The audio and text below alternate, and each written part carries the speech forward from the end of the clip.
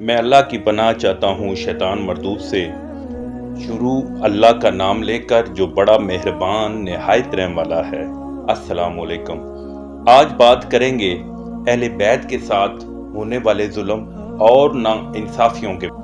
جیسا کہ پچھلی ویڈیو کے آخر میں ہم نے حدیث کے بارے میں ذکر کیا تھا جو کہ حضرت علی علیہ السلام کو نازیبا الفاظ کہنے کے متعلق تھی۔ معاویہ ابی سفیان نے سعد رضی اللہ عنہ سے کہا تھا کہ تم کیوں علی کو ممبروں پر اوروں کی طرح گالم گلوچ نہیں کرتے؟ تمہیں کیا چیز روکتی ہے؟ یہ حدیث مکمل جو ہے ہم پیچھے بیان کر چکے ہیں پچھلی ویڈیو میں۔ نمبر 2، بنو امیہ حکمران تھے۔ مروان بن حاکم مدینہ کا گورنر تھا۔ امیر معاویہ ابی سفیان کی طرف سے ان کو حکم دیا گیا کہ حسین کو نہ ہی حسن کو روضہ رسول میں دفن کرنے دینا اور نہ ہی جنازہ پڑھانے دینا ہے۔ ادھر آپ کو بتاتا چلوں، حضرت حسن نے خواہش ظاہر کی تھی کہ میری میت کو روضہ رسول میں دفن کیا جائے۔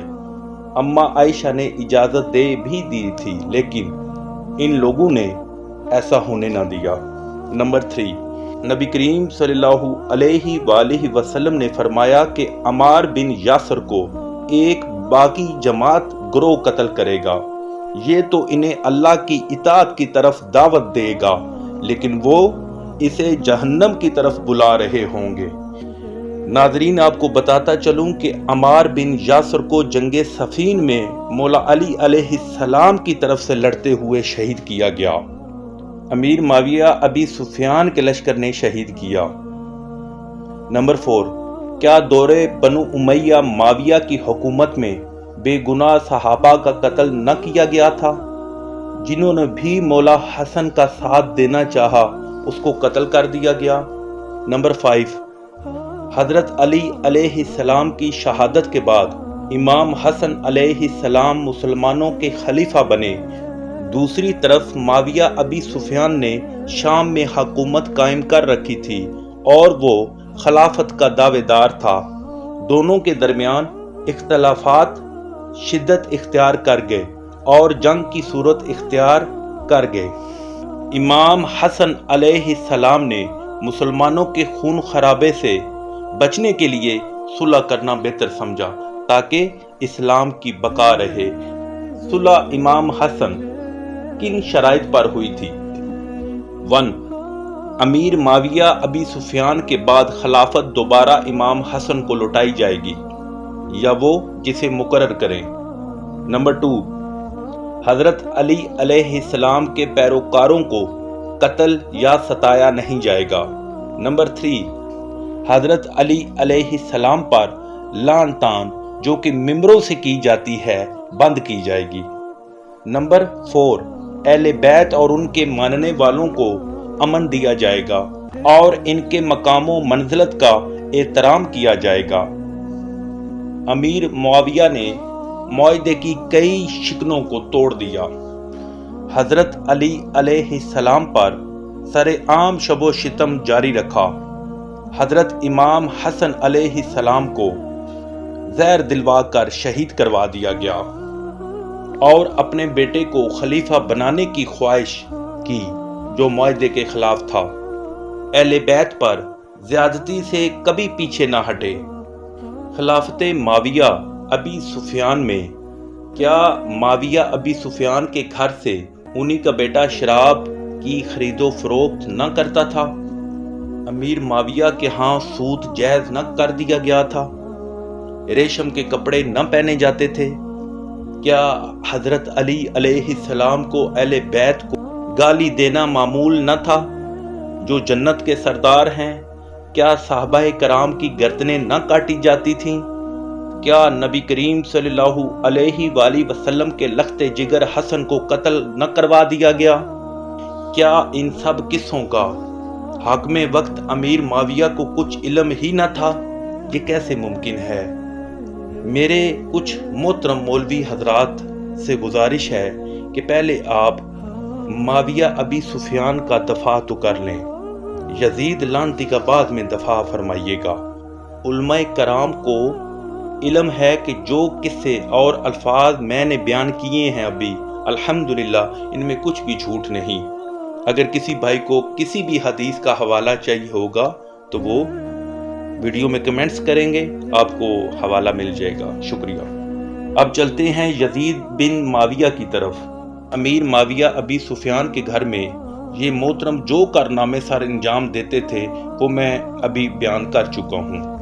نمبر 1، یزید بن معاویہ ایک ظالم، فاسق اور فاجر شرابی حکمران تھا جس نے دین کا مذاق اڑایا، مسجدیں پامال کیں، اللہ کے نیک بندوں کو قتل کروانے کے بعد گانے بجانے، شراب نوشی اور بندروں سے کھیلنے کی محفلیں کرتا تھا، عورتوں کے ڈانس کرواتا تھا۔ نمبر 2، ناظرین، مدینہ کے لوگوں نے یزید لعنتی کے فاسق و فاجر کی بنا پر یزید کی بیعت توڑ دی۔ یزید لعنتی نے مسلم بن عقبہ کو لشکر دے کر مدینہ پر حملہ کروایا اور مدینہ کے اندر گھوڑے باندھے گئے۔ صحابہ، تابعین اور اہل مدینہ کا قتل عام کروایا۔ 3 دن تک مدینہ کی حرمت پامال کی گئی۔ قتل عصمت دری اور مسجد نبوی کی بے حرمتی ہوئی۔ مدینہ کے بعد اہل مکہ نے بھی یزید کی خلافت تسلیم نہ کی۔ یزید لعنتی کی فوج نے کعبہ پر منجتیق سے حملہ کیا۔ یہ لکڑی کا ایک ہتھیار ہوا کرتا تھا جس میں گولہ ڈال کے پھینکتے تھے، جس سے خانہ کعبہ شریف کو بھی نقصان پہنچا اور غلاف کعبہ کو آگ لگ گئی۔ حضرت عبداللہ بن زبیر نے مکہ میں یزید کے خلاف علم بغاوت بلند کیا۔ یزید لعنتی کی موت کے بعد اس لشکر نے مکہ کا محاصرہ ختم کیا تھا۔ اس سے پہلے جو کچھ امام حسین سے کیا گیا وہ پوری امت مسلمہ بخوبی جانتی ہے۔ امام حسین علیہ السلام نے یزید کی بیعت سے انکار کیا۔ یزید لعنتی نے مدینہ، مکہ اور کوفہ میں اپنے گورنروں کو حکم دیا کہ حسین سے بیعت لی جائے یا قتل کر دیا جائے۔ 10 محرم الحرام کو کربلا میں امام حسین، ان کے اہل بیت اور ساتھیوں کو بے دردی سے شہید کر دیا گیا۔ یزید لعنتی نے بکواس کی تھی کہ بنو ہاشم یعنی رسول اللہ کے خاندان نے حکومت کا ایک کھیل رچایا تھا۔ نہ کوئی وحی آئی تھی اور نہ کوئی خبر یعنی وحی رسالت، کچھ بھی نہیں تھا۔ نعوذ باللہ۔ جس کے باپ نے میرے بڑوں باپ اجداد کو قتل کیا، میں نے آج بدلہ لے لیا۔ بڑے علماء نے بھی اس کو ظالم، فاسق اور ناپسندیدہ قرار دیا اور کہا کسی مسلمان کے لیے اس سے محبت حلال نہیں۔ امام احمد بن حنبل، امام مالک وغیرہ۔ سورہ الاحزاب آیت 57۔ جو لوگ اللہ اور اس کے رسول کو تکلیف دیتے ہیں ان پر لعنت ہے، دنیا میں بھی اور آخرت میں بھی۔ اللہ نے ان کے لیے عذاب تیار کر رکھا ہے۔ کیا نبی کریم صلی اللہ علیہ وآلہ وسلم نے فرمایا نہ تھا، حسین مجھ سے ہے، میں حسین سے ہوں؟ حسن حسین جنتی نوجوانوں کے سردار ہیں۔ اے اللہ، میں حسن حسین سے محبت کرتا ہوں، تم بھی ان سے محبت فرما۔ کوئی شخص پوری زندگی خانہ کعبہ میں نمازیں پڑھتا رہے اور روزے رکھتا رہے، قیامت کے دن اللہ کے ساتھ اس حال میں ملاقات کرے تو ہم اہل بیت کا بغض اس کے دل میں ہو تو اللہ اسے ضرور جہنم کی آگ میں داخل کرے گا۔ ناظرین، آپ ان 2-4 حدیثوں سے اندازہ لگا لیں کہ وہ کون تھے اور ان کے ساتھ بغض کرنے والوں کے بارے میں کیا فرمایا۔ تو سرکار آپ کے تو بڑوں نے ان کو کون سا دکھ نہ دیا، آخر کار ذبح کر دیا۔ بچوں، عورتوں سمیت مسلمانوں کو ہو کیا گیا ہے، کس کا دفاع کر رہے ہیں؟ حسین اور یزید کی محبت ایک دل میں نہیں رہ سکتی۔ کبھی یہ سوچا ہے کہ کیوں نبی کریم صلی اللہ علیہ وسلم کی اس محنت اسلام کو اس لیول تک پہنچا دیا گیا کہ ہزاروں صحابہ زندہ ہیں اور رسول کی پوری اولاد کو ذبح کر دیا گیا، کیونکہ بنو امیہ اس وقت کا امریکہ تھا، جو مضبوط مسلمانوں کا قلعہ تھا، اسے توڑا گیا۔ بنو امیہ جب مسلمانوں کے مخالفین تھے، کافر تھے، تو جنگوں میں تو یہ ہرا نہیں سکے، تو سوچا چلو مسلمان ہو جاتے ہیں، کیونکہ ان کے متعلق قرآن میں منافقین کا بھی ذکر آیا ہے۔ تو میں سمجھتا ہوں کہ اگر دنیا کی پہلی ایجنسی اگر کسی نے رکھی ہے تو وہ بنو امیہ نے۔ نبی کریم صلی اللہ علیہ وآلہ وسلم کے سب سے قریبی جانشین اور جان نثار ساتھی مولا علی، ابو بکر صدیق، عمر فاروق، عثمان غنی، ان کے دورہ حکومت میں سازشیں کس نے کی اور ان کے قتل کیسے ہوئے، اس بارے میں انشاءاللہ تعالی نیکسٹ ویڈیو میں ضرور بات کی جائے گی۔